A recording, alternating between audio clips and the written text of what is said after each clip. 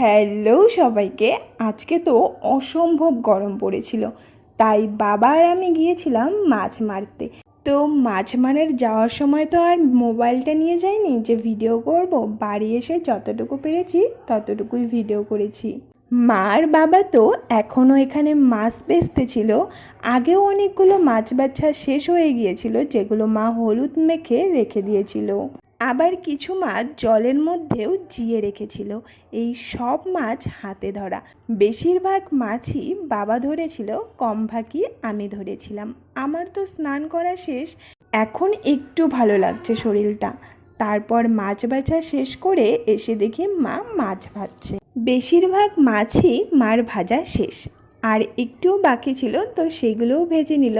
তো দেন আমি সেখান থেকে কয়েকটা মাছ নিয়ে খাচ্ছিলাম। কি যে টেস্টি লাগছিল, আমার তো ভীষণ ভালো লাগছিল।